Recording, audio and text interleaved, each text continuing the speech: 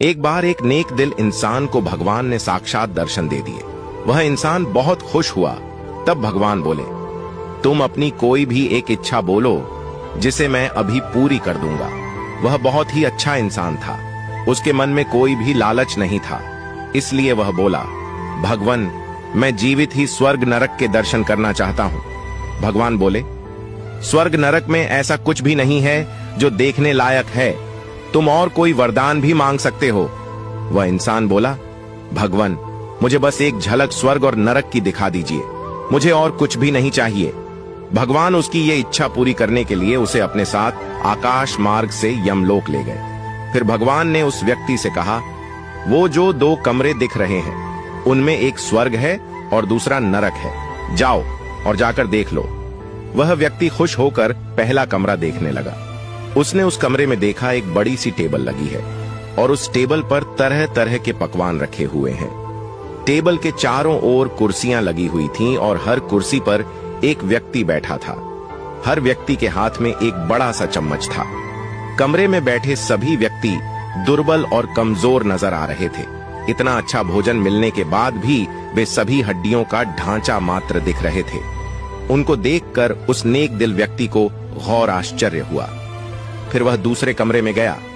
उसने देखा वहां भी एक बड़ी सारी टेबल लगी थी। उस टेबल पर भी तरह तरह के पकवान रखे हुए थे और उस टेबल के चारों ओर भी कुर्सियों पर व्यक्ति बैठे हुए थे।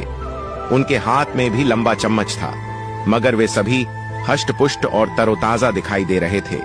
उनके चेहरे पर खुशी का भाव था। वह नेक दिल व्यक्ति उनको देखकर आश्चर्य में पड़ गया। वह बाहर आकर बोला, भगवान, ये कैसी लीला है।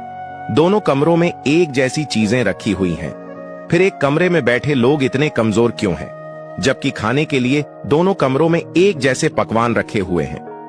भगवान बोले, इनके हाथ में जो बड़ी वाली चम्मच देखी है ना, वही इन सब का राज है। ये जो भी खाते हैं इन्हें चम्मच से ही खाना पड़ता है। अगर हाथ से उठाकर खाने की कोशिश करेंगे तो पकवान पत्थर का बन जाएगा। जो लोग पहले कमरे में बैठे हैं वो नरक है। उस कमरे में वही लोग आते हैं जिन्होंने हमेशा खुद का भला सोचा था। तुमने देखा कि लंबे चम्मच दूसरे को खिलाने के लिए ठीक ठाक है, लेकिन खुद को खिलाने के लिए ठीक नहीं है। इन लोगों ने कभी भी दूसरों के बारे में सोचा ही नहीं, हमेशा अपने बारे में सोचा। ये स्वार्थी और लालची लोग हैं। इसलिए ये बड़े चम्मच से खुद ही खाने की कोशिश करते हैं और भोजन इनके ऊपर या जमीन पर गिर जाता है, इनके पेट में नहीं जाता। इस कारण ये कमजोर है और दुखी हैं। मगर दूसरा कमरा जो स्वर्ग है, उसमें बैठे सभी लोग बड़े चम्मच से खुद नहीं खाते। वे उस चम्मच से एक दूसरे को खिलाते हैं, क्योंकि उन्होंने पृथ्वी पर भी यही किया है। हमेशा दूसरों का भला सोचा है, इसलिए यहां भी उनकी बुद्धि काम कर रही है। एक दूसरे को भरपेट खिलाने के कारण स्वस्थ और सुखी हैं। कहानी का मोरल, जिसके मन में भलाई का भाव है, जो दूसरों का भला करके भी अहंकार नहीं करता, जो हमेशा प्यार बांटता है, उसके लिए यह धरती ही स्वर्ग है। वो हमेशा चैन की नींद सोता है। मगर लालची, स्वार्थी और खुदगर्ज व्यक्ति के पास कितना भी धन आ जाए, उसका पेट कभी नहीं भरता। वह हमेशा बेचैन रहता है, इस लोक में भी और परलोक में भी।